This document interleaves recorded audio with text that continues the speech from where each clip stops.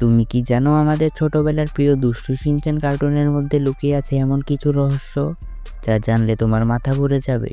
আজ আমি তোমাদের সামনে আনবো শিনচ্যান কার্টুনের গোপন 5 রহস্য যা এখনো অনেকেই জানে না।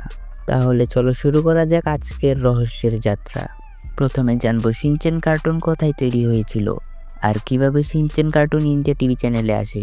শিনচ্যান তৈরি হয়েছিল জাপানে। এর নির্মাতা ছিলেন ইয়োশিতো নামের এক জাপানি মাঙ্গা আর্টিস্ট। প্রথমে এটি একটি মাঙ্গা কমিক বুক আকারে প্রকাশিত হয় 1990 সালে।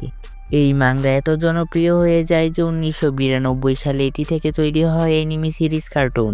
কার্টুনটি তৈরি করে শিনি অ্যানিমেশন স্টুডিও, যারা ডোরেমন কার্টুনও বানিয়েছে।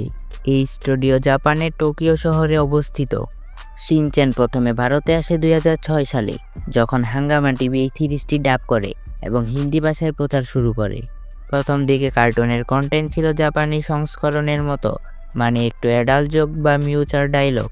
তাই ভারতীয় প্যারেন্টরা অভিযোগ করে, ফলে 2008 সালে এটি ব্যান করা হয়। 2009 সালে শিনচ্যান আবার ফিরে আসে, কিন্তু এবার নতুনভাবে সেন্সর ও শিশুবান্ধব সংস্করণে। অনেক দৃশ্য, সংলাপ ও কৌতুক পরিবর্তন করা হয় যাতে এটি পুরোপুরি কিডস ফ্রেন্ডলি হয়। জাপানে শিনচ্যানের 1000টিরও বেশি এপিসোড এবং 25টির বেশি মুভি আছে। ভারতের দর্শকদের জন্য হিন্দি ছাড়াও এখন শিনচ্যান ডাব হয়েছে বাংলা, তামিল, তেলুগু ও মারাঠি ভাষায়। শিনচ্যান এখন ভারতের অন্যতম জনপ্রিয় কার্টুন চরিত্র। তাহলে চলো এখন শিনচ্যানের আসল 5টি রহস্য জানা যাক। রহস্য 1, শিনচ্যান কি আসলেই মৃত?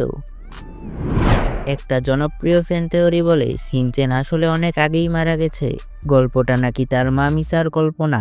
একদিন নাকি শিনচ্যান তার ছোট বোন হিমাওয়ারিকে বাঁচাতে গিয়ে দুর্ঘটনায় মারা যায়। ছেলে হারানোর শোকে মিসা কল্পনায় এক দুষ্ট হাসিখুশি শিনচ্যান তৈরি করেন, যে সবসময় তাকে হাসায়। এই গল্পটাই পরে কার্টুনের রূপ দেয়। যদিও এটা অফিসিয়ালি প্রমাণিত নয়, কিন্তু ফ্যানদের মধ্যে খুব বিখ্যাত তথ্য। রহস্য 2, শিনচ্যান সবসময় বড়দের মতো আচরণ করে কেন? তুমি খেয়াল করেছো শিনচ্যান প্রায় বড়দের মতো কথা বলে এবং বড়দের মতো আচরণ করে? এটা নাকি দেখানোর জন্য যে আজকের বাচ্চারা খুব দ্রুত বড় হয়ে যাচ্ছে। তারা টিভি, ফোন আর সমাজ দেখে বড়দের অভ্যাস আগেই শিখে ফেলে। অর্থাৎ শিনচ্যান হলো আধুনিক সমাজের এক ছোট বড় মানুষ এর প্রতিচ্ছবি।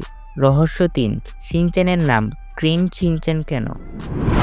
অনেকে ভাবে নামটা কিউট রাখার জন্য ক্রিন শিনচ্যান বলা হয়েছে, কিন্তু এর ভিতরে আছে একটা রহস্য। ক্রিন মানে হলো শিশুর রঙিন কল্পনা। যেভাবে বাচ্চারা রং দিয়ে নিজের পৃথিবী আঁকে, সেভাবে শিনচ্যান তার দুষ্টুমি আর হাস্যরস দিয়ে একটি রঙিন জীবন তৈরি করে। মানে শিনচ্যান শুধু মজার না, সে এক কল্পনা শক্তির প্রতীকও। রহস্য 4, শিনচ্যানের বাবা মায়ের ঝগড়ার পেছনের বাস্তব বার্তা। শিনচ্যানের বাবা হিরোশি আর মা মিসা, তাদের ঝগড়া প্রায় প্রতিটি এপিসোডেই দেখা যায়। কিন্তু এই ঝগড়ার মধ্যে একটা বড় শিক্ষা আছে। কোনো পরিবারের সম্পর্ক নিখুঁত নয়, তবুও ভালোবাসা আর হাস্যরস দিয়ে সম্পর্ক টিকিয়ে রাখা যায়। শিনচ্যান পরিবারের মধ্যে আমাদের শেখানো হয় সুখ মানে সম্পদ না, বরং হাসি খুশি পরিবার। রহস্য 5, ক্রিয়েটরের রহস্যময় মৃত্যু। শিনচ্যানের স্রষ্টা ইয়োশিতো ছিলেন জাপানের জনপ্রিয় মাঙ্গা আর্টিস্ট। 2009 সালে তিনি পাহাড়ে হাইকিং করতে গিয়ে হারিয়ে যান। কয়েকদিন পর তার দেহ পাওয়া যায়। অনেকেই মনে করেন তিনি হয়তো মানসিকভাবে খুব একা ছিলেন। তবুও তার সৃষ্টি শিনচ্যান আজ কোটি মানুষের মুখে হাসি এনে দেয়। আর সেই কারণেই টিম শিনচ্যান আজও কার্টুনটি চালিয়ে যাচ্ছে, যাতে শিনচ্যান চিরকাল আমাদের হৃদয়ে বেঁচে থাকে।